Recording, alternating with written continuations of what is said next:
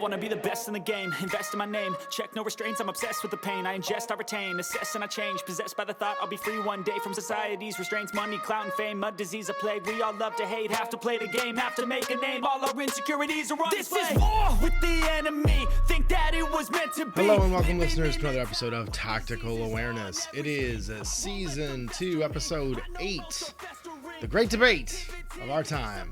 We're shooting 3's, top 3 lists of our favorite, what we believe to be totally accurate, top factions in Infinity the game. So let's jump in. My name's Ash, and we're going to be joined by Owen and Dan to talk about our favorite Infinity factions, defend them against each other, and put to bed once and for all the endless debate of what's the best army in Infinity. I just have more false bravado. Oh, it's either false bravado or you're just making more outrageous rules claims, which is very funny. You're speaking with a significant amount more authority than your humility would lead you to believe, Dan. Hey, everybody. We're back. We're back for, this is episode 8, season 2, episode 8.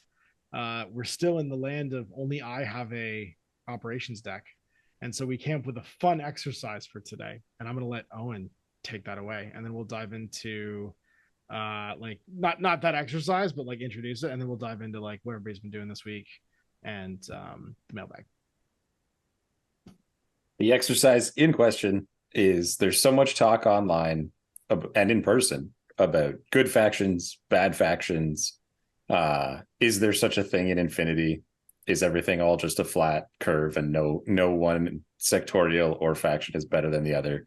But we're going to talk about the best factions in Infinity. It's not an opinion, it's fact. Yes, it's all everything we said is 100% fact. These aren't judgment statements. These are just statements. We're talking heads on the internet, and therefore we have the authority to now make these declarations. Yeah, I can make this claim because I have played Infinity. You have, and you've also seen the rulebook and have known someone. I've never seen the rulebook. I know someone who's read it. I know a guy who's read the rulebook occasionally. Dan has now read more of the Infinity rulebook than you have. That's probably a true statement. Almost guaranteed. That sounds true. That's especially for N4. For our purposes, 100%. That's all we need. Sounding true is good enough. Sweet. So I'm excited about this, and we're gonna do this in no particular order. There is our top 3 factions for Infinity, and we're gonna debate and round robin it. And as we go around, if we paired up, if any of us have the same 3 blind picks, then we'll like join together like Voltron, and if not, then we'll get to go next and pick one of our 3 that hasn't been picked yet. That's exciting. I haven't done anything for Infinity this week because I've been painting Legions Imperialis stuff all week and building the soundstage in the back. But I'm hoping this weekend I get to play my 4th game from the Escalation League at 250 points in the soundstage on the old gaming table. We gave the old girl a new coat of paint with a very nice camera setup. So if you guys have been enjoying the much improved multicam setup that we have, it's going to be even more multi-camera-y going forward, and I'm pretty excited about it. So that's it. That's all I got to report for Infinity. Oh, and I got myself a Squallow Mark II to add insult to injury over also having ITS decks. I have a Squallow Mark II. I have the new High Tie unit for Yu Ching, and I got my hands on something else that I don't remember. Anyway, CB was nice enough to send them along early, so I got my hands on them. I'm going to get them painted up for my NCA. That's it. Who's next? Go. Dan, did you do anything? Wait, we played a game. I played a game against you. Oh, yeah. I was rusty against Assassins. Assassins is rough. We played to the end of the game. Did we? No, you One of you surrendered. did. I was going to say one of you probably did. The other one didn't necessarily play. I went in retreat on turn 3. What mission was it? B-Pong? We tried to play B-Pong. No, it wasn't B-Pong. It was... Wait, was it B-Pong? You said Yeah. B-Pong in the chat. Oh, then yeah, it must have been B-Pong. Yeah. Oh, that's right. Because I was like, yeah, let me go first because I think that it's still more difficult. And you're like, no, let's just roll. And I'm like, all right, I'm going second then. And then you won? It was like 10-0, 10-1. B-Pong's one of the missions in this game. Like that's as much praise as I can give B-Pong at this point, having played it way too many times. What do you think's wrong with it? Player 2 is way too powerful. Yeah. Like mechanically, The score wise. Yeah. Yeah. The way it is, like the needing to stand on buttons and just to not score is to not be standing on the button it's too easy to do. Like it's too easy for me to knock you off. Yeah, having last move. It's harder to defend them than it is to go take them at the end. Yeah. Especially because you don't even have to take them. You just put a guy next to him too. So even if they are some kind of solid thing that could stand there and hold it, they just need to move next to you. Yeah. Throw smoke, stand on. Smoke and stand on. Yeah. There's a bunch of like non-interactive workarounds to it. How would you change the scoring, you think, to make player 2 less powerful? I mean, the first thing I would do is I would make it that you can't move the middle thing if someone controls it. That's the first thing I would change. Because right now, player 1 can go on their first turn if they want to try and get max points. They push it into your half and then touch it. And then you can just push the side button and move it away from them. So they lose at least 1 point, probably 2, because you can reset it right there. So like if your opponent is controlling the button, you can't move it. That's the first thing I would do. After that, I probably wouldn't even. I don't know. It's hard to say. I mean, I wish you could do turn scoring. Yeah, just round scoring. Well, turn scoring rather than round, but yeah, that's what I was thinking. So in Infinity, it doesn't exist as far as I know. No, it's all round scoring. It's either round or end of game. Yep. If you introduce turn scoring and kept everything the same, but it's end of each turn, then what does that look like? Because first player gets his 3 points almost automatically. Well, I mean, maybe you just have to have a much more active or more reactive turn than the nothing that you currently need, because you can let him go do whatever he wants. There's no defense that you can set up that a person with their orders can't break. Instantly, it's a more interesting game. Right.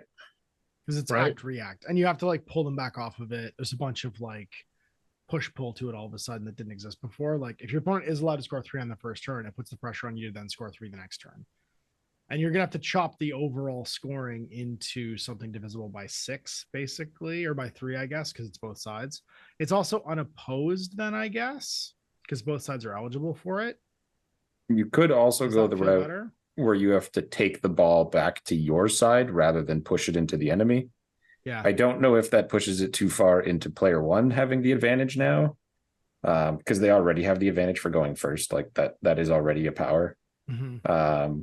But then that way, at least you're not becoming like, because every step away from your deployment and your other units is a step closer to your opponent being able to kill you easier. Mm-hmm. So like pushing the ball onto their half is like a double weakness. And so like if you were just capturing the ball and bringing it back, that might be a solution. Because you still have to defend it, and then player 2 can just take the sides and move it 12 inches back. Or have like a reduced or increased scoring where like you could get a lesser amount to bring it back to your half, or a greater amount to like risk trying to defend it in their half. You know what I mean? Like just make it more granular, where like if you bring it back to your half, it's easier to defend, but then like your max score becomes 8 because you're just scoring less by round. Whereas if you push it into the opponent's zone, 2 points if you control it on their half, 1 point if it's on your half. Yeah, you get a bonus point basically. So you can max to 10 if you're doing it the riskier way and the harder way, but you go to less. And some armies might benefit from that and some wouldn't. But I think that's then like the granularity of Infinity, right? There's going to be good missions and bad missions by faction. Or have it like if it's in your half, you get the point. If it's in the opposing play, no, I guess there's one way. Because like if you're touching it in the opposing player's half, then you get like 2 points or something. Right. That's the current system. Yeah. Yeah. But it's getting around, which is like I was going first. It's like good fucking luck. Yeah, but you're doing it by turn instead of round, right? That you score it right away, and then you've got the ability to maybe have. I still think it's fine to go aggressively into their zone, because then you're still paying the price of whatever model you put up front to hold that is going to die. Yeah. So you have to sacrifice models still. While if you bring it back to your half, especially with how it works, you can throw it up like up on the stairs, up on a building, and then it's like, good luck. I guess there's the buttons that can always bring it backwards. So I don't know. It needs some playtesting, but right now as it is, it just the end of round scoring, it just doesn't cut it. I feel like more missions should have the bottom half annihilation. I know that it's like always the tie break, but I feel like the how much of your guys survived the mission should be a more common scoring mechanic. Right now, it's not in any other mission apart from annihilation. Right? Huh. It's just did you kill more army points usually? But I like the idea of like having complicated like positional objectives like that, and then having the bottom third of objective points. You know what I mean? Be like a scaling reward based on how many of your guys survived. That feels like one, it like puts a downforce on certain armies like suicide mechanics, right? Where they're like throwing direct templates and dogs and stuff like that. Like there's less of a sort of like a reward for using like disposable troops and warbands and stuff. And two, it kind of enhances that tie break, right? Where your high risk, high reward stuff isn't necessarily a bad idea sometimes. Because if you can make a high risk play and survive, then you're going to get rewarded for it at the end of the game and like an end game mechanic. I feel like those kinds of mechanics haven't been explored a whole bunch, and maybe there's something there where you have like two ways of completing the primary, and then the secondary is like how many of your guys live through the mission at the end of it all. That may be, but BPong isn't the mission to add that in because you just punish player one even further. Now you have to stand on there and survivors count. Oh, good. Sweet. Now I have to hold the button with someone strong enough to live, but strong enough to never die. Cool. Yeah, both guys are penalized by that, right? Sure, but the one who has to stand there first suffers more. Potentially, yeah. I mean, Like the one time played, you played Pano and I played O12, or maybe Stormont, I don't know. But it was basically Yodam versus Zeta. And it was like the Zeta tried to assassinate the Yodam turn one and just barely didn't get it.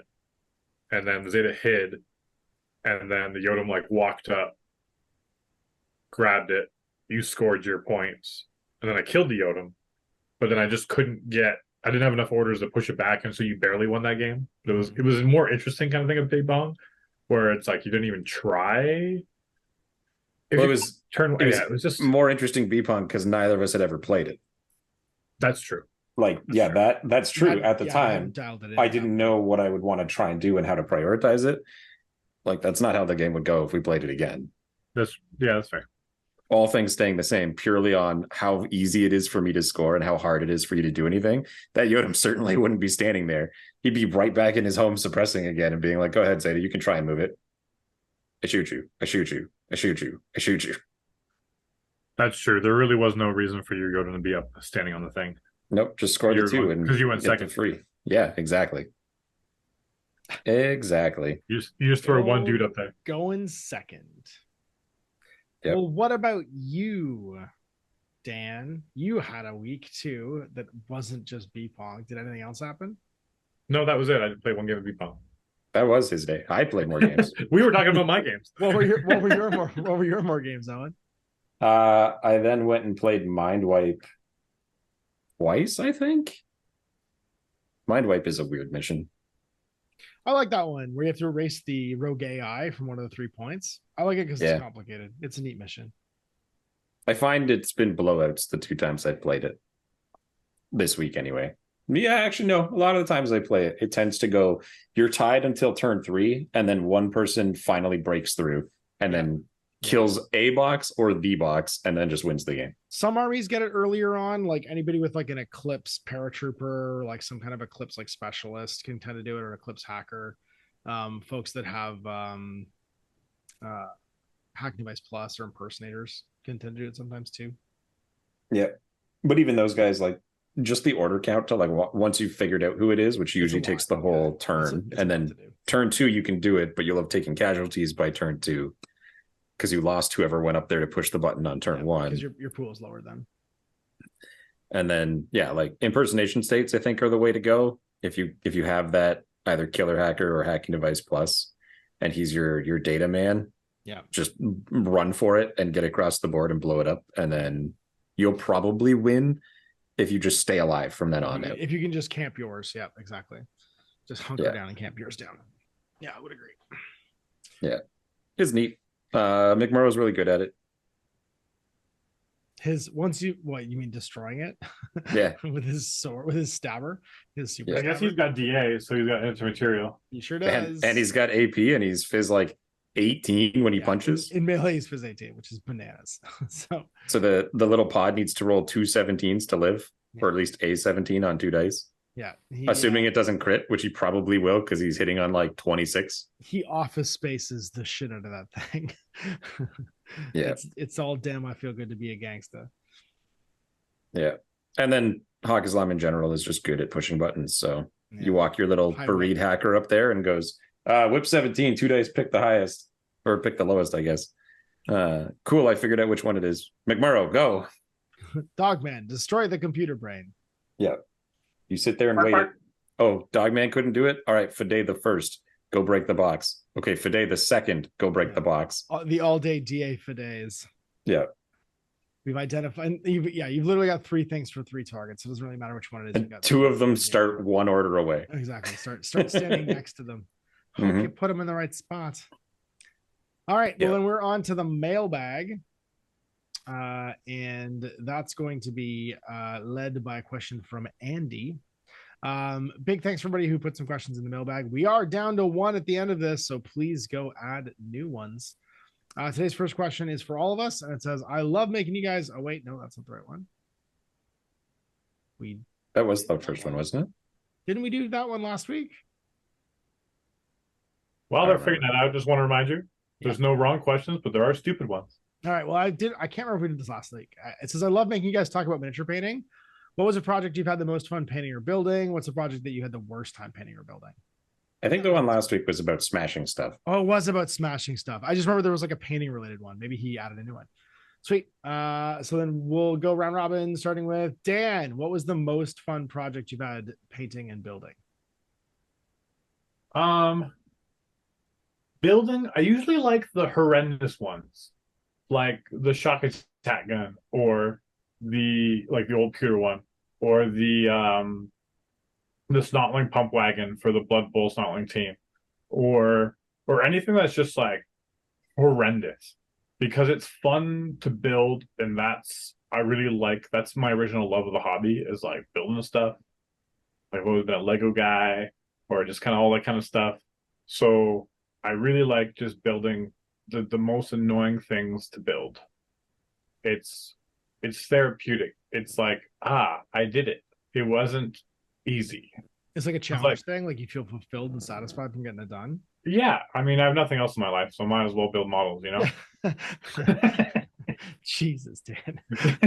No, it's more or less like, it's more like a puzzle, you know? It's more like this is my own little mini game I get to play, instead of just get this built and over with, you know? I gotcha. Because it's like, yeah, you can, like, I just built a ton of trolls from GW, or trogs, and it's like, they're beautiful kits, and they're nice and simple and easy to build, and when you're doing it en masse, it's like, oh yeah, these are just fun kits to discover, and you're like discovering the model as you're building it, and you're like, man, there's a cool little detail and all kind of stuff. But it's not near as satisfying as like this massive crazy, like, I hate when the things are like monopose and push fit, and I get it why they've done that, to make it more accessible to more people in the hobby, because more people don't like, you know, all the, oh, I built the model and now I gotta shape up this, and oh, I gotta alternate this, and oh, I gotta do gap filling, and I gotta stand this off, and the mold lines, and all this kind of stuff of like hobbying that, you know, old school hobbyers are like, yeah, that's what I want, that's what we're into. I feel like we've just discovered why you're actually so into Infinity is because it's all fiddly metal models, and you get to feel like a super wise. Oh, it's like not even a problem. I'm like, oh, fiddly little model, easy. I just built some bikinis with their stupid little legs and their feet. Why are their feet separate? I hate that their feet are separate. It's the worst part about them. Every time I'm like, their feet being separate is obnoxious. It is. But then I'm like, hey, I'm gonna like bend this and bend it, and now they like fit on my custom little bases a little cooler, and it looks like, you know. And I was like, yeah, that was fun. In the end, now mine's unique. Mine's a little different than anyone else, you know. So anything that's horrendous, I usually have fun with, building wise. Sweet. I don't have fun. My answer is simple. I hate building miniatures. I never like to build miniatures. It's the least fun part of the hobby. I would pay any number of like my kids to do that, and I will when they're old enough to do it. So we are the opposite in this regard. Go on with painting. Sorry. Oh yeah. So painting, I just painted a bunch of trogs recently. They're just big things. You can use some nice big brushes. You have lots of surface to blend some colors back and forth, make their lighter bellies and their darker whatever. And then, so any kind of like big fantasy thing, I find I really enjoy painting. And particularly the new Trogoth Trug, I think is his name. King of the Trogs. That kit was really, really fun to paint. Yeah, Trug, he's really cool. I love that model. And there's like, I love it when you like paint it and you're like, oh, there's a little dude on his antler. Where did that guy come from? I guess I got to paint him up. And it's just like every time you think you're done, you're like, oh, I can paint this. Ooh, there's more to paint. And it's never like there's more to paint. Where I thought I had it done. But there's a more. fantasy artist called Paul Bonner. He's got real Paul Bonner vibes with like all the little like tchotchkes and stuff hanging off him and little like dudes in the background. It's a great miniature. I can see why you had so much fun painting it. Yeah. I had to like reset like 3 different times of like palette of like different colors of like the lodestone on his back and everything. And I'm like, it was fun. I like this a lot. So if I say the tags I have fun painting in Infinity, everything else is mediocre at best. But that's also because I don't want to do like the fine details. There's some very talented people that post online that paint Infinity. I'm not one of those people. I like quick and dirty because there's nothing that really inspires me to do a nice, thorough paint job with Infinity miniatures for me. What about you, Owen? Big fuck painting and building. I hate this hobby. Done. Right. There's nothing I like. It's a means to an end. Yeah, I like playing the game. The miniatures are a requirement. Weirdly, I hate Tabletop Simulator though. I can't reconcile that. I don't hate that actually. I just don't. I prefer the miniatures. Yeah, for me, it's I don't like the parasocial versus the social interaction. I actually like being able to see it and experience it and have it in front of me. I can't do Tabletop Simulator either. That's not for me. My favorite, I think, thing is when somebody does something inspiring. My favorite painting projects, I think, are usually ones where I pick like a theme or a challenge or something stupid. Like I did that with the Hackathon this time around, where it was like I have these 10 resin bases and I need to fit my army inside these 10 resin bases and these 4 40 mils and these 2 55 mils. Like I like having like a theme and a challenge and some kind of like, I don't know, stupid gimmick.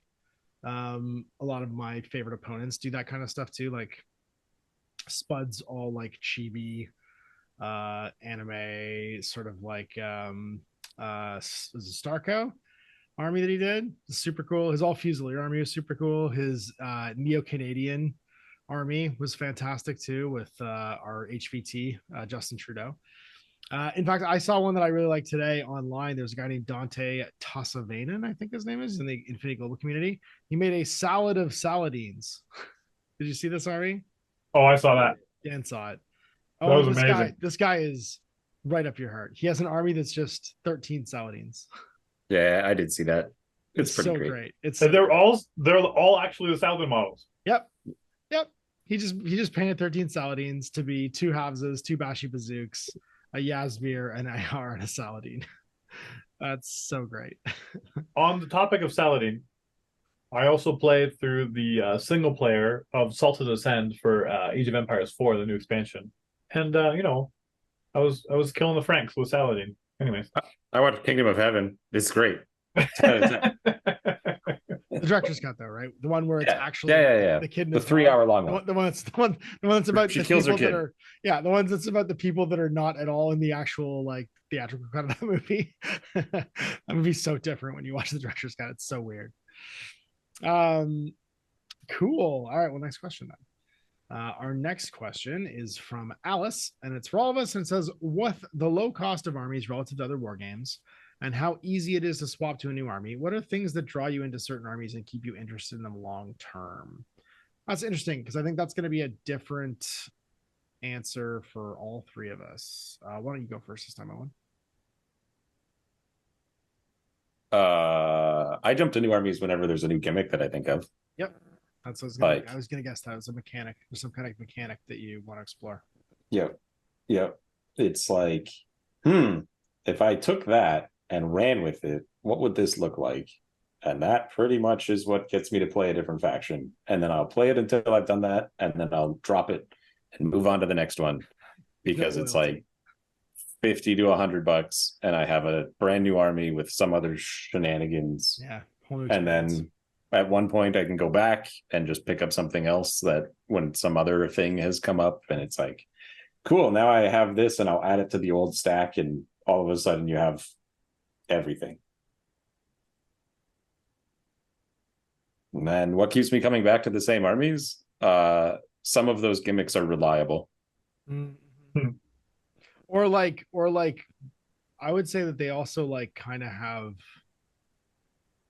like waves, if that makes sense. Like some of those gimmicks, like they go away for a while and then come back in like a slightly different way, and they're like fun to explore again. Kind of. I don't know. For me, it's sort of like, it's like the camo list, the reaction list, the hero list, and the like the shitters lists, and like pick your version of that, and then what version of that are you going to do here? So like the double tag list is like the heroes and like the big hitters, and then like the assassins or Bakunin are like defensive lists, and then you can play a camo spam with Ariadna or with Hakazlam, or you can do different things like that, or combined, I guess. Yeah, like leaning into like a factional mechanic, something that's like a big overarching theme, or taking a thing that a faction has that isn't usually leaned into, and then leaning on it really hard, subverting, and seeing what it does. Like, I still haven't played as or against the quadruple losing exploding drop troop, but I stick by that. I think there's something there, and that on paper it doesn't make sense, but in the game it'll work.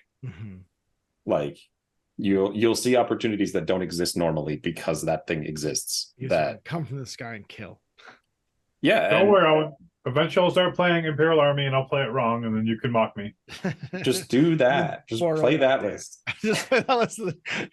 He needs you to do this so that he can try it. Just do it a couple times and see how it plays out.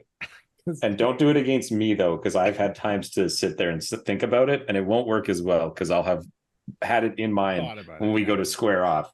When you go to square off with someone with your US or your whatever faction. Imperial Service. Imperial Service. It's not even Imperial Service, it's Imperial Army. They'll be like, it's Invincible Army. It's Imperial Service. There you go. No, it's Invincible Army. Yeah. Okay. But I'm playing Imperial Service right now. Yeah, but you could not. Yeah. Have you tried not? Have you considered that? You could just not do that and do what I want you to do instead, and be my proxy in the hobby. Have you considered having success? Nah, overrated. Oh God, the way that he tries to bully you, but it rolls off you, makes me so happy, Dan. That's why we bully everyone around Dan, and then it works out in the end. It's hard because Owen knows so much more about Infinity than I do, but we're slowly getting there. But I bully him right back on some of the other things. When like people don't know us and like just for chats, they're like, "The fuck is going on? Why are these two so toxic?" Yeah. Or when we sit down and play a board game. Oh God, I don't even want to see that. That sounds like, yeah. This is what it's like for me and Owen to play a board game with other people. Owen starts manipulating everybody, and I'm like, guys, Owen's manipulating you. Guys. You're the only guys, Owen's manipulating. And no one listens, and they go, at the end of the game, they're like, oh, you were right. It's so frustrating. It's like you're the only one that can see that he's actually the guy with the goatee. Yeah, well, stop trying to lie to people and we wouldn't have this problem. Stop trying to turn everyone against him. When you've got real Eric Cartman to Scott Tenorman energy going on, just so you know. And it puts you in a chili. No, Dan's the one that's going to put your parents in chili. You're the one bullying Dan. You're Scott Tenorman in this. That's the fact that you didn't know you were Scott Tenorman. This is the best part of this whole thing. All right. So for you, Dan, what do you think? Wait, this is why I pick a faction and why I stick with a faction? Yeah, exactly. What is it that like draws you to a faction and like keeps coming back to them? or like why do you pick up a faction in the first place? Well, I've gone through this before, but briefly, why I chose O12. Ash threw models at me. Was you didn't and you got bullied into it. Why I chose Orcs and 40k way back when we were mini wargaming? Because all the other ones I wanted were already chosen, and I didn't want to repeat one. So it's typically me being a unique snowflake in some way. I adapt very well to whatever faction I want to be or make it work. And why I stick with the faction, I feel like even if it's quote unquote bad, I want to find the playable bits of it and make the most of it, and maybe bring it in a combination that people haven't brought before, and so that kind of helps. But it's kind of like honestly, I could stick with O12 and Starmada for like another like 2 years without either. Yeah. But it's nice having extra models now to kind of like bounce back and forth. But I find myself like, oh, I wish I could bring or try this. Or maybe what if I try this? Or like when I was trying Druze out, it was like, oh, okay. You have to play it like completely differently, I feel. And it's like, it really throws you in. I really did it just to help me understand the game more and understand, like, instead of like having my own little corner and be like, there's scary things outside. I don't know what they do, but I'll just do my thing the best. Mm-hmm. And so it's like with this, when you play different factions, you get much, much better understanding of how different things work. So that's good. That's kind of like usefulness. But right now I just want to win a game with ISS. I just haven't won a game yet. You need to get over that mountain. You need to climb. I just need to win a game. God damn it. You get one. You're just on a streak right now. You need to get on a hot streak. Are you playing ISS this weekend? Yeah. Hell yeah. You might win a game. You win a game. You win a game. He's gonna play not Owen. Who are very good that are gonna show up. Get out of the box. I'm gonna pair him with me at the beginning. Of course. just break his spirit. And then I'm gonna win. Yeah, then you're gonna win. That's true, actually. That's true, actually. Yep. Karma will catch up to you finally, and he will crit you into oblivion. Right. Yep. But no, I feel like Infinity is something you have to stay very you gotta be awake the whole time. You gotta be like, there's a lot of nuance to it, and it's really in depth, and like there's a lot of wrong choices. Whether you have good dice or bad dice, there's infinitely ways in the game of Infinite to like screw up your turn, and you look back, you're like, oh, if I went from this angle, then I wouldn't have had to have good dice. And I could just, it would be suboptimal. But it's like too easy to be like, well, if the dice go well here, this will be great, and then the dice don't go well, and you're like, what do I do now? Yeah, you can really walk your turns back in this game like in almost no other game, because it's a bunch of choices you made, which is, I think that's the thing that I think probably hooked you in the beginning, was that you were able to like see the process. I like ridiculous factions. I like factions that shouldn't work, and then I make them work. Like your gremlins in Malifaux, you like to like subvert. Yeah. It's like people are like, how do you make gremlins work? I can never get them to work. I just wish another faction be competitive. And I'm like, I don't know. I'm sticking with it. Usually I just stick with one faction, honestly. I don't move around. I think because O12 is such a small model range compared to the other factions, it kind of gave me, like, I feel like if I started with another one, I'd still just be exploring that one. I guess there's like the vanilla and sub factions. Yeah. But I feel like I'd be nowhere close to be leaving those. But then Infinity doesn't have a ton of models. So I don't know. The answer is, I like to figure shit out and try new things with the existing things that people have written on.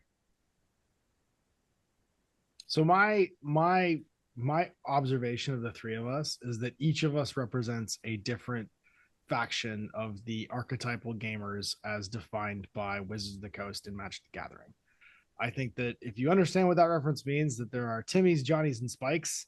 I think that Owen is a Spike. Dan, I think you're a Johnny, and I think I'm a Timmy. In so much as Johnny likes to win in unconventional ways, using the things that are not typically seen as being good in order to dark horse their way in. Spike likes to optimize and take like the most clinically efficient path to victory. And Timmy just likes big, loud, fun things that when they work big, and when they fail big. And that's where I sit. I like leaning into the themes and tropes of stuff. I like it when you can kind of showcase to other people playing against you how things work so that you have a good conversation about the game. I don't like leaning into mechanics that are gamified. I like leaning into mechanics that are cinematic because I can hear the guns going off, and I can, hear the radio chatter and see the neon lights when I play Infinity. Like, I'm a kind of a romantic that way. I think you need to see therapy. You're going to make the claim that I play a clinically optimal win at all costs kind of strategy while making the argument that I need to play all drop troops. When it's time to play, when it's time to get serious, that's all you do. And everything you do when you play lists after that is you sharpen the knife. You remove the unnecessary material from the thing to make the edge finer and finer.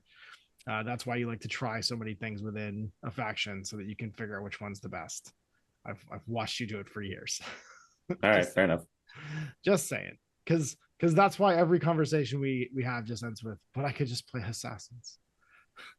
Right? Well, there's contenders. There's contenders. But we'll just say a lot of times it ends with, but I could just play assassins. Yes. So that's it. That's my observation. And then we're into the last question for this week, which is Raven Strike 2009 asking all of us, I primarily play factions with smoke. I'm interested in playing one without smoke. How do you play or list build to make up for the lack of smoke in your list or army? Isn't Panel the only faction without smoke?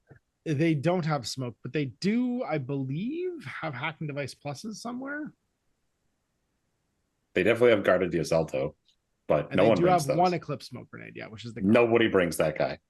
except I don't Jordan. even know if you could buy him anymore. Jordan brings them. No, he just made one out of like a random discontinued knight and an Oxbot. And there's a lot of discontinued knights. There's a lot, as we military discussed orders. previously. One day. Quite a few One day. discontinued knights. One day we'll discuss it fully. And with great sadness.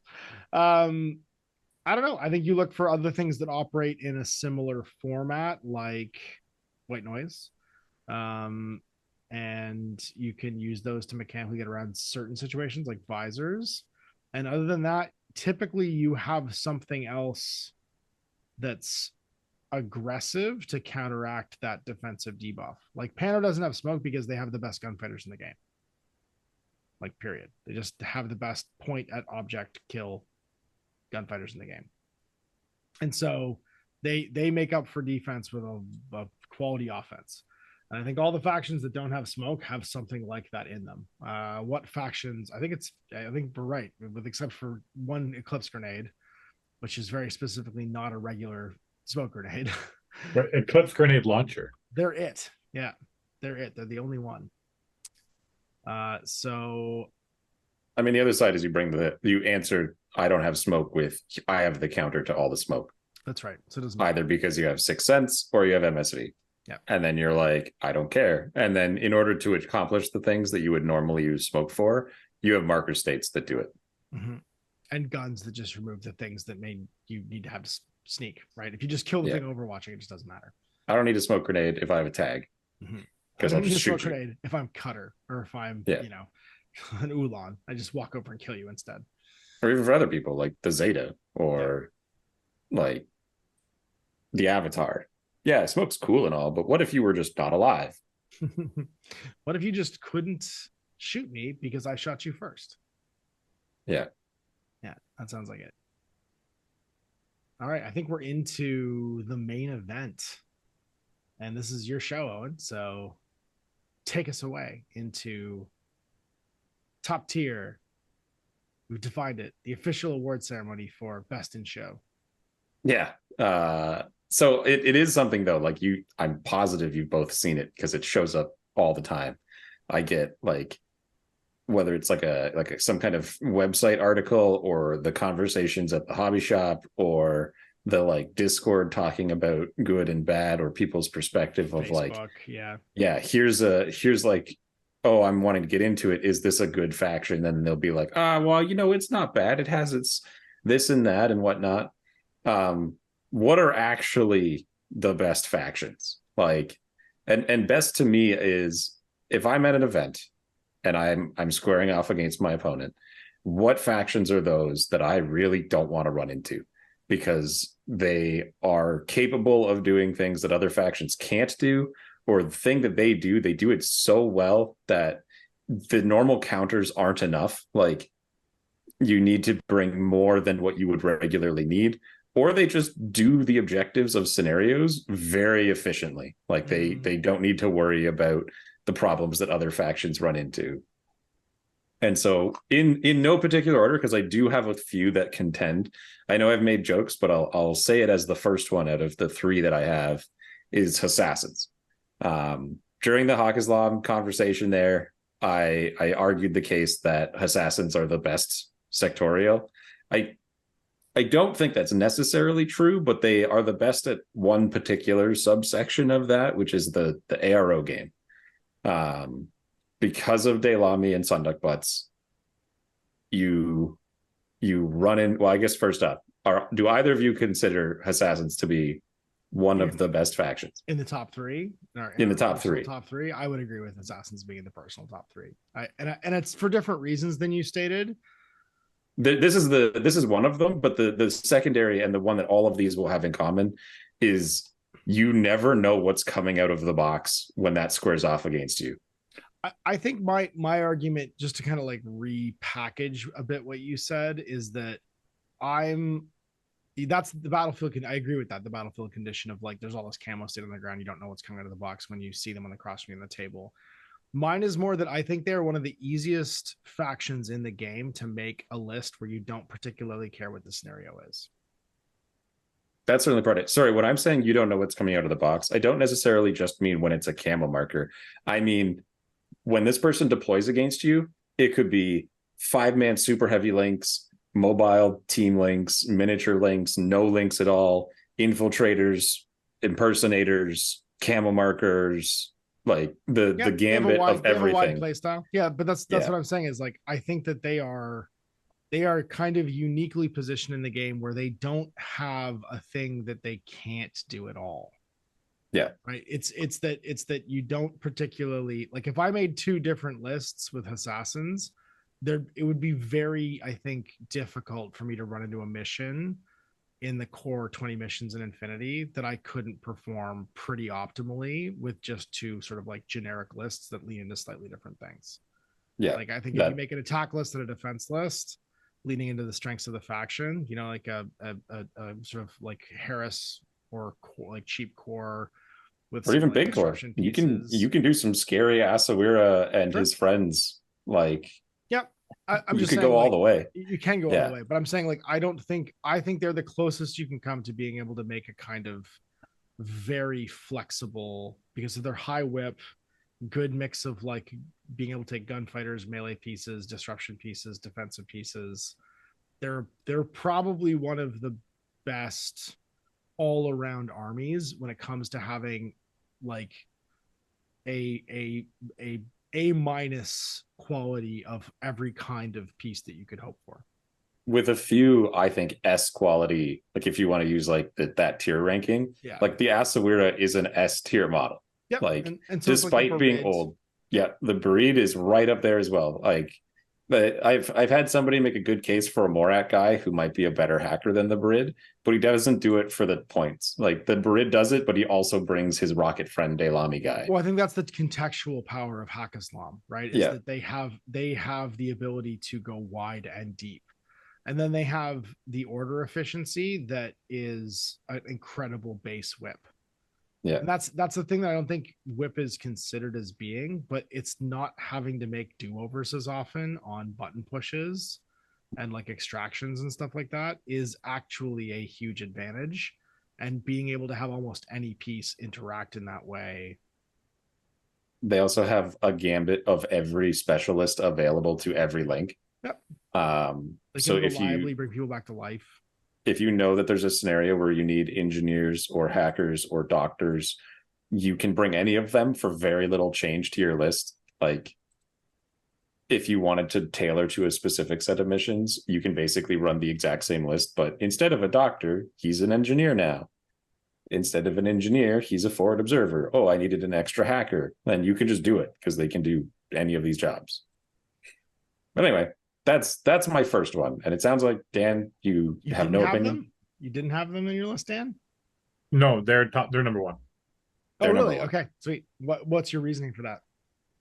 They're the thing that when I play against Owen, when he brings assassins, that's when I'm like, I can play my best, and maybe I win. And then there was a time where I was getting pretty like solid with my O12 lists, and Owen was bringing a lot of different factions and trying out other funny lists. And then I like had a little win streak against him. And he's like, "Fuck, I'm going back to assassins." And then I stopped winning again. Yeah, they are Powerless to compete against them. But and it's not just like Owen playing them, but it's just kind of like what they can do.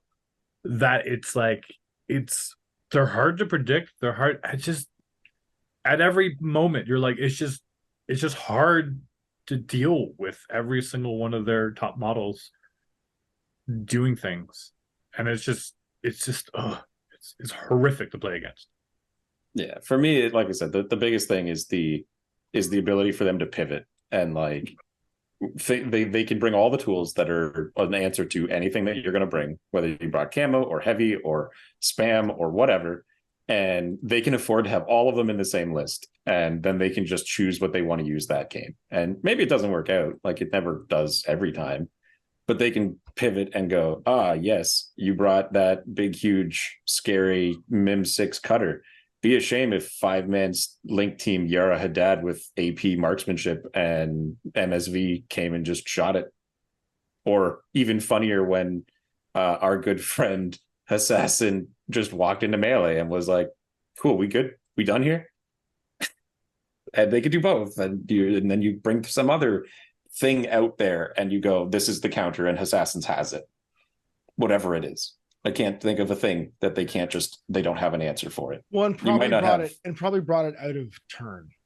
Like that's I think is the and they were going to bring it anyway. They were going to bring it anyway. Exactly. They didn't bring it to counter you. They just had it. It just happened to be in their pocket because they always bring it because it's a thing they have. Yeah, and they're cheap enough that they can just do it all, which is the second part of why top 3's. But okay. Anyway. So then let's have Dan go next. So we're all we only have 2 left each. So let's see if any more of these pair ups. Let's have Dan go next. So this is really hard. So there's 42 factions, right? There's 6 Pano, 4 Yujing, 6 Ariadna, 4 Hakislam, 4 Nomad, 4 Combined, 2 Aleph, 1 Toha, 8 Unaligned, and 2 O12. And when you look at like 42 different factions, it seems like, I mean, granted, they're like, they borrow from each other a little bit. Sure. But when you're talking about it as individual entities, I don't think any other game I've played has had that many factions. And they're all that pretty much close to each other in power grade too. Like that's the great thing about Infinity is I don't think we're talking about we're not talking about a huge power slide difference. Like you need to still be competent to play assassins. Like it's not like you can just win with them. Yeah, this isn't a new codex dropped at 40k and we have to do a day 1 nerf because they're just completely off the rails. We probably shouldn't front load that at the very beginning of this conversation. You're not the armies aren't winning for you. They can all lose too. Yeah. And they're a solid, I think, 55 to 60% win rate, not a 75-80% win rate that you can get in other things. But anyway, I think vanilla combined army is really solid. The more I read into it, there's just so much to that faction, and there's a lot of unique stuff, and and I've seen a lot of people play it, and it has its struggles in certain ways, but I think if I could have chosen, I'm looking at Yujing and what they have compared to what Combined has, and part of me wishes I went Combined instead of Yujing, because Yujing has a lot of cool stuff, but it's not quite as unique as Combined Army. And I think that what gives it the power rating that it does is because you can literally bring anything, way more than any other vanilla, I think, and do a lot of really cool combos. and I think it's a super strong faction because of that. I would love to have seen you play vanilla combined army. I hope that a season We'll get there from eventually. now, a season from now, you get there. Yeah, We'll you get spend there. this season exploring Yuching. I think it'd be very cool for you to play vanilla combined. I did not have them on my list, although they were close, and I have an analog to what you're talking about on my list. What about you, Owen? No, they're not on mine. The power, like I get where you're coming from with the you have access to do all of these crazy combos. I kind of attribute that to all of the vanilla factions. They all have that. I mean, Pano's probably the lesser of the vanillas, only because of the lack of smoke. That one thing stops them, in my opinion, from being right on par with all of the other like big vanillas, even Aleph. But my perspective has become that like anyone who's playing combined vanilla is playing one of the big three, and they have like horrendous problems if you bring those three. Like the weakness that comes from running either the Avatar, Caronted, or Anathematic, I don't think justifies the strength that you get elsewhere. But they are hard problems for certain factions, and I can see the power that's there. That's kind of my thinking of combined army. Vanilla anyway. Well, mine, I just picked. I would say a combined army for vanilla is probably my number 4. Like I was very close to putting it on my list, Dan, for all the reasons you said. I think they have a wide access to very interesting pieces in that like A to A minus tier. That when you start taking into account their point cost and then combining them with these like S tier fighting pieces, you know what I mean, like the Anathematic and the Caronted and stuff like that, or A plus even, then you've got redundancy that still doesn't drop, you know what I mean, in power level that far, and you back that up with like these ultra cheap order models like the drones and the Emitrons and the. So it's funny because my win rate against vanilla combined is very high, but I think so's mine. Yeah. But I think that because of the raw power of those models, newer players or inexperienced players play those models because of the raw power of them and don't play them with the finesse that's required or the combination that's required. And they're playing these online lists that other people have built. And when you look at it on paper, it looks so powerful, but Infinity is just not that game where you can take a list and just play it if you don't understand how things work together. Pilot skill still matters. You can be driving a Bugatti, but you still got to be able to drive. Yeah, and it's like I'm not discounting the skill level of any of my opponents or anything like that, but I feel like because the lists have been very similar, I'm like, oh, I've played against this list. I kind of know what I could do to play around it, and I think that the full potential of. And this is where I go. This is where I think it, and this is my thing with the vanilla factions in general. They look really deep, but they're not. There are optimal things in there, and you have to pilot them correctly, and it makes them strong in themselves. But the fact that you can play against a bunch of vanilla players and they bring kind of the same things is, in my opinion, the downside of the vanilla factions, because there are better things in their factions that solve each other's problems, but they have the same counters as they always do. Well, I played against a local guy, and he was playing vanilla Yujing against my Imperial Service. Right. And when I was like, oh, like eventually go to Yujing and all have these crazy, he's like, yeah, vanilla's kind of, it's kind of figured out. You only have a few models to play with, otherwise the list is kind of builds itself. And I'm like, get out of here. Like, I understand there's a lot of people who think that way, but it's just like the fun is just being able to bring whatever the fuck you want. Right. Yep. And actually bringing it and making it work. But again, that's my play style. So that's why I think combined vanilla is as strong as it is.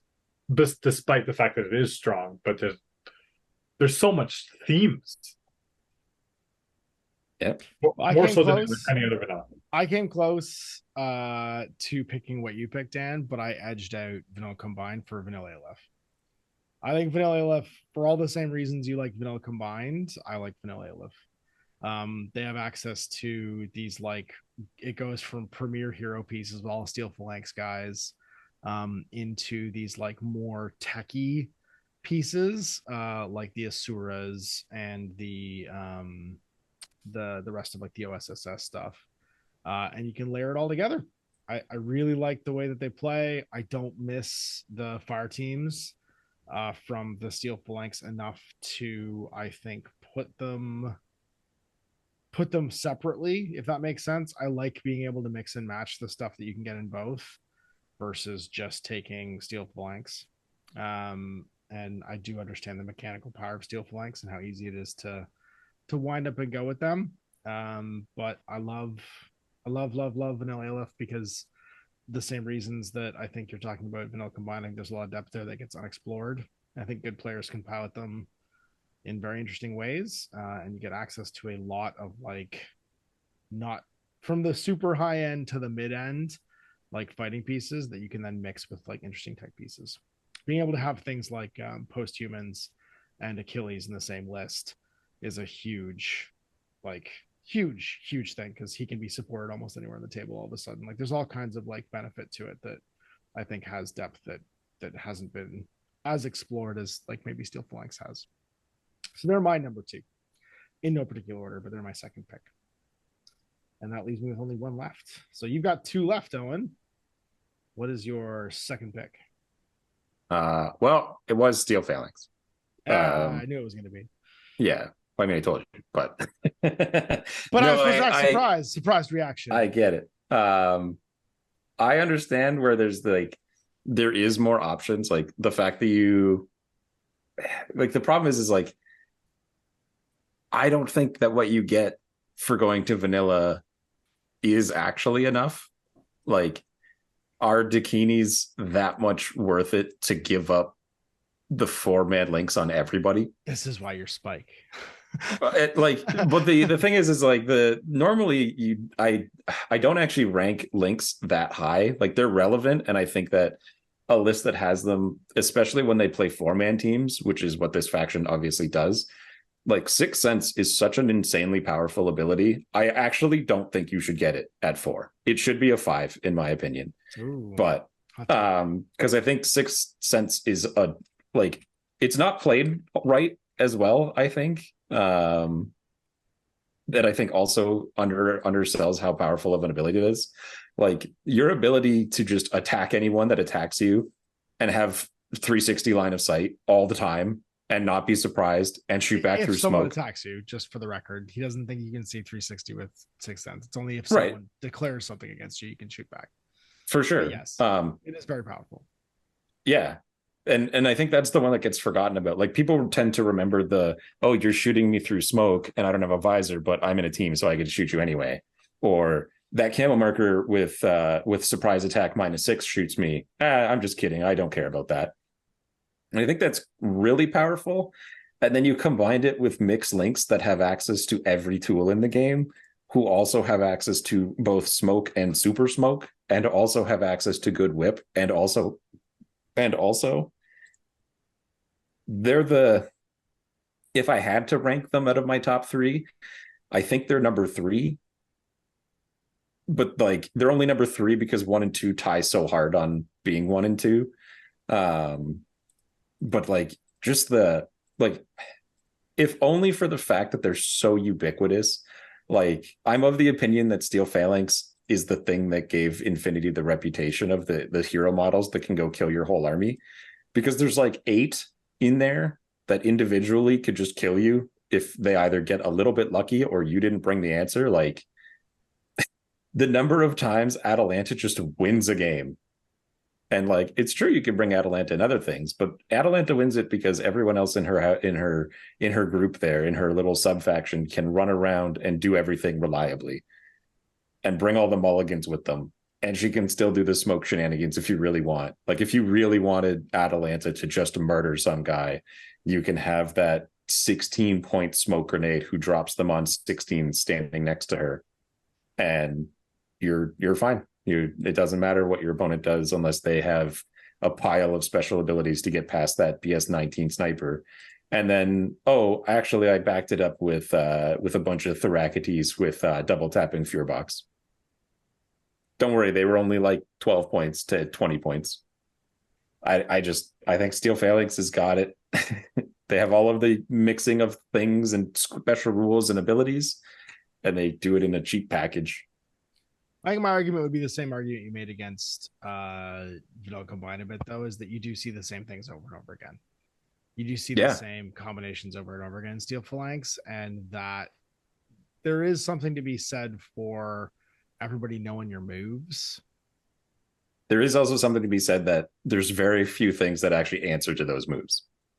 Well, nothing answers Eclipse, and they are littered with Eclipse. They're the one faction, I think, except for Toha, that is almost like they just come with it. Like everybody's just got a Eclipse grenade somewhere. Toha is my number 4. That's right. They almost made it on.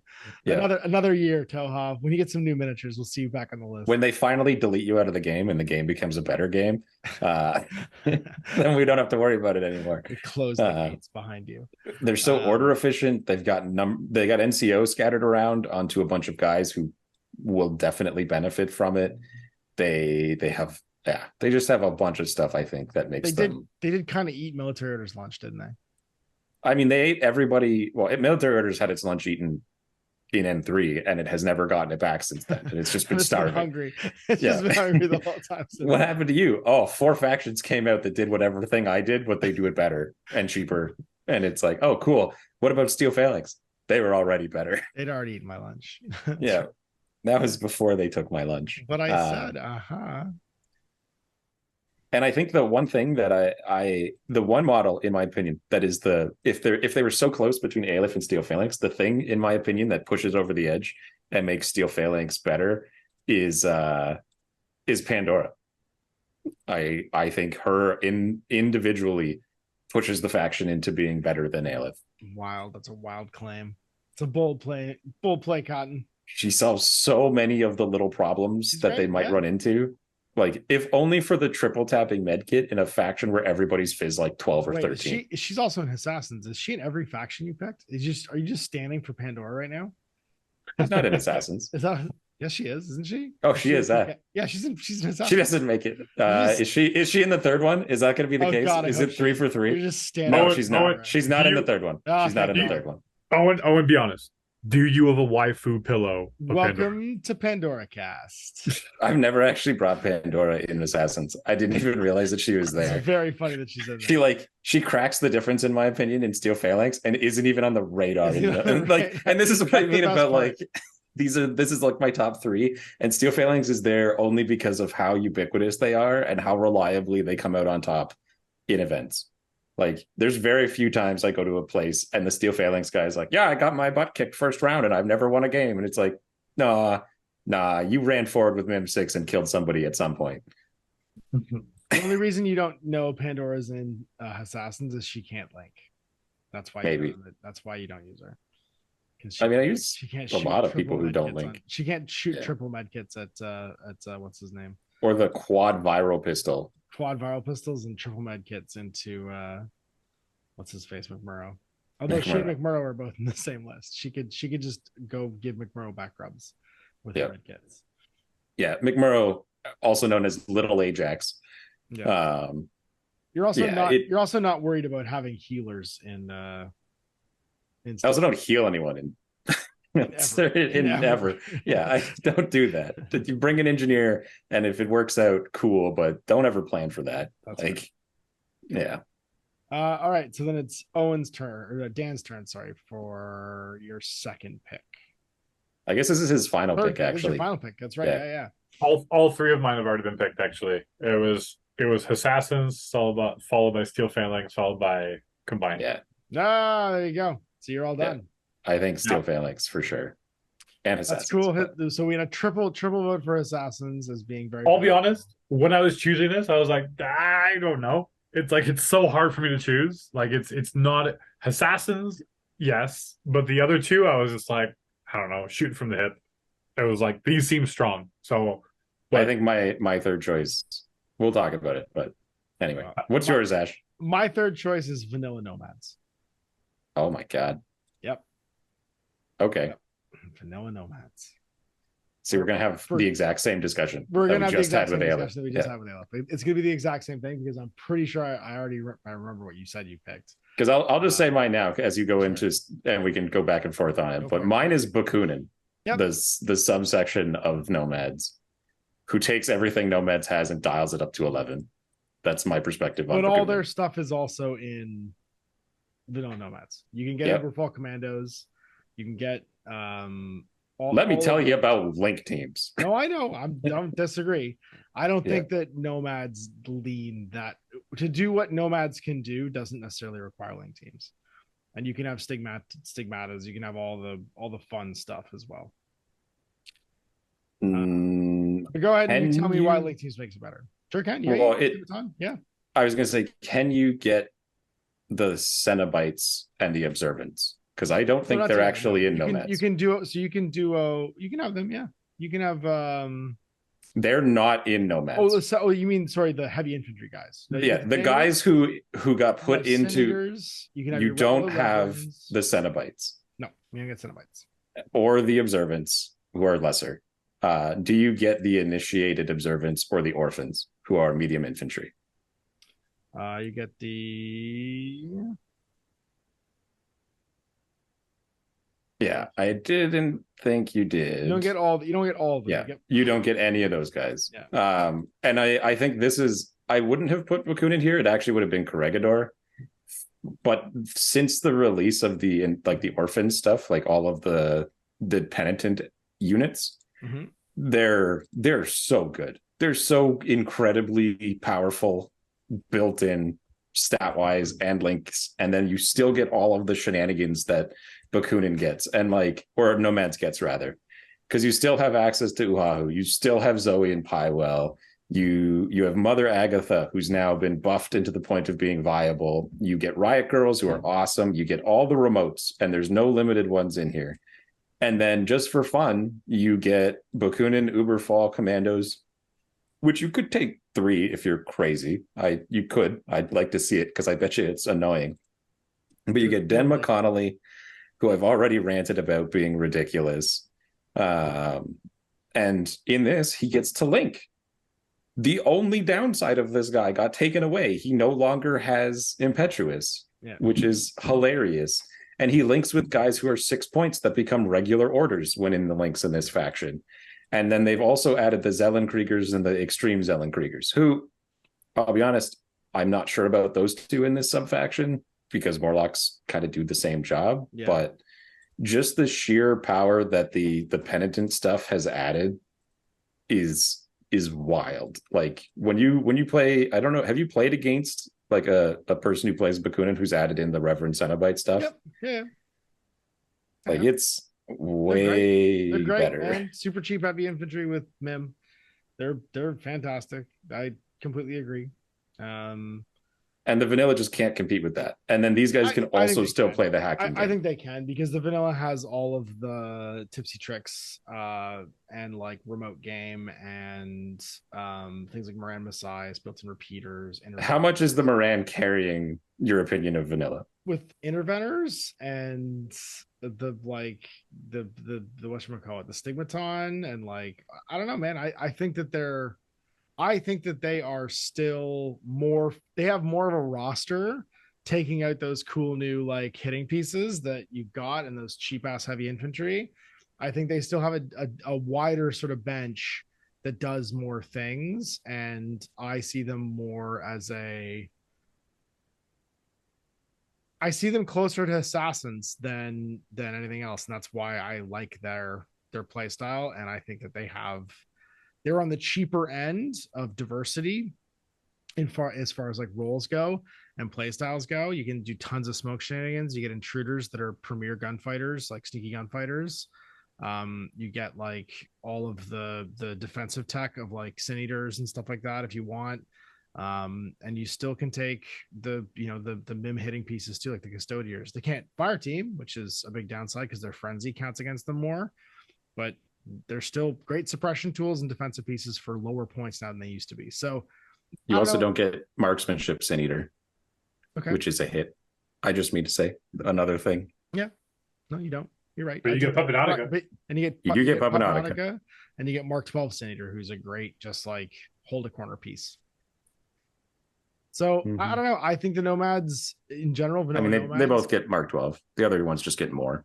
Yeah, that's what I'm saying. Like you're going wide on your bench, right? You're not getting lots of one particular type of thing. You're getting access to a bunch of different things on top of it. So yeah, I think the Nomads still hold up as a roster that have way more options at like a medium price range that do very specific tasks for like whatever their individual piece style is. I do think Bakun's a great list. I just don't think I'd put them above Vanilla Nomad still. I think Vanilla Nomad still have a lot of gas in the tank as far as like their diversity being their biggest strength. Fair enough. Yeah, So- my only other point I was going to make about Bakunin is related to how I've talked about assassins, where you can be hit by a whole wall of different things coming out of them.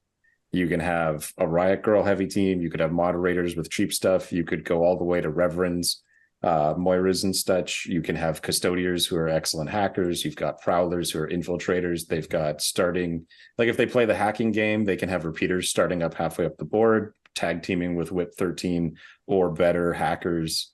They have the just raw firepower of Mim 6 5-man link teams that are available to them. And then Harris's that give them cheap orders, which was the selling point for things like Aleph and Steel Phalanx. Right. They have Brand de Castro, who is like one of the pinnacle, I can go get the job done at the end of the game infiltrators, because he infiltrates on 16s, but he does it for 30 points instead of 44 points, like a certain other model that's not good in melee. They have dirt cheap zeros, who, if you want like a 20-point infiltrating camel marker to do objectives, they have that too. And now they've gotten access to things like Den McConnelly, who I think is the best individual model in the game. Real high opinion of that Den, man. So within your 3 now, where do you list them top to bottom? I'll start with Ash. Yeah. I'd probably go the order I did them backwards. So it would go Nomads first. Nomads. Aleph second. No. I mean backwards though. So like third place would be Nomads, second place would be Aleph, third place would be Assassins. First place would be Assassins? Yep. I see. Dan? Is Assassins number 1 for you too? Yes, it is. I don't know. I'm even with someone who plays Assassins and shills for Assassins all the time. Bakunin is a terrifying faction. Like, if there's a faction that I don't want to face up with Assassins, it's Bakunin. Like I want to know who kicked NCA off the list for you, because you were saying earlier that NCA. Oh, I was making jokes about NCA. Yeah. Oh, okay, you're making jokes. Yeah, NCA shows up with BS15 and you're like, oh, that's real cool. Anyway, this is a Fide. And then that just answers that question. Yeah, like, okay. it was neat. I thought you'd lost your mind for a minute. I was like, no. That's cute. No. Like, I like NCA, but one unit of Uber folk commandos and NCA just falls apart. Okay, got it. As long as we're on the same page with that, got it. Yeah, no, that was me just making jokes. But no, I Steel Phalanx is definitely number 3. But I'm completely back and forth on 1 and 2 between Bakunin and Assassins. That's a bold take on, that's a hot take on Bakunin, man. I don't think a lot of people would agree with you. Yeah. I mean, and then like I think they're bad pairings. A lot of people's opinion would knock them down a notch. The fact that like a visor heavy list will cause them trouble sometimes, right? Because they can't smoke and they can't do their mims. What do you mean? They have eclipse grenades in their faction. They have like the problem. Sure, but that still stops them from advancing, right? You know, there's like I'm just saying that there's like, I think that's the argument you'll hear against that. I'm not saying they're right. I'm just saying that I think your take is going to be hotly contested that Bakunin is in that sphere. Maybe. Okay, so here's one more exercise. Of the top faction that you think is the most powerful, what do you think is their Achilles heel, or maybe not direct counter, but it's the strongest faction to play against them? The other 2. Like, I mean, when it comes to playing Assassins or Bakunin or Steel Phalanx, which I play all 3, and I've collected them all, the others out of those 3 are the things I'm most concerned about, because every other faction I line up against, it's like, I have an answer for that. But any of these could have all of the problems combined, and you don't necessarily have the tools for all of the things that they can throw at you, with the exception of kind of Steel Phalanx, where like MSV is sort of the answer, kind of. Right. At least that's my opinion. I don't know. What's the biggest threat to vanilla combined? in your opinion, Ash? Like if you're playing your vanilla combined or you're playing against it, what would you want to have I or didn't pick want to vanilla not? combined. That wasn't me. Oh no, sorry, vanilla Aleph. The Like why is it why is it Van Zandt? I don't think it's Van Zandt. I think one of the things that they would probably hate to see across the table from them is the biggest threat's a Aleph. Like I'm of the opinion it's anybody who gets into their backline. Vanilla. I was gonna say anyone who can launch a picture strike. I actually think Nomads are probably a really bad match for Aleph. Almost any variation. They have tons of pitcher hackers. They have tons of like deployment zone parachutist options, right? Because you've got like Colada, you've got deep infiltrators like Bran. I think Nomads in general are like a bad prospect for both Aleph factions because they lean into heavy infantry and you don't want to waste orders resetting. And now the vanilla one doesn't get the Sixth Sense hackers like the sub factions in, because like Sixth Sense on a hacker is like infinitely more powerful than a non Sixth Sense hacker. No, but they take cyber masking ones usually that just like disappear so that you can't hack them during the active turn. No, but I mean to say the threat that your guys are under is lessened because a lot of things in like the Steel Phalanx group have stealth. So like, but I mean those Steel Phalanx guys show up in Aleph as well. Like those guys. Yeah, that's what I mean. Yeah, but they're more. I guess. Okay. Anyway, go ahead. I don't know what I'm saying. Sixth Sense is really good. That's what I'm saying. Sure. Yeah, it is. You're right. Yeah. Yep. You're right. It definitely is. I'm just saying Nomads would be the thing I'd be most, I think, concerned about playing Aleph because I think they have a lot of tools that concern the robot overlords. So not JSA is what you're telling me. Not JSA, no. You would not be concerned about the US Ariadne Ranger Force. No. There's something about Shock Army that you're like, it's all right. I'll be okay. I'll take this one. They'll be fine. Yeah. You've got a squad of guys with MIM3 and MSV1. Cool. I have MS3 and I'm a tag. Yeah, that's fine. Go for it. Yeah. And then I think just to bring this all together is depending on the mission, depending on the matchup, depending on lots of things, like every game can go every way, I feel. Yeah. Always. Yeah. This is not this. There's no. We're splitting hairs. Yeah, I was going to say the distance between tiers is so fine in Infinity that this is just us talking about personal preferences more than anything else. And while Owen did begin this by saying these were facts, indisputable, not opinions, I think we have borne at the end of all of this that this is just three people screaming into the void.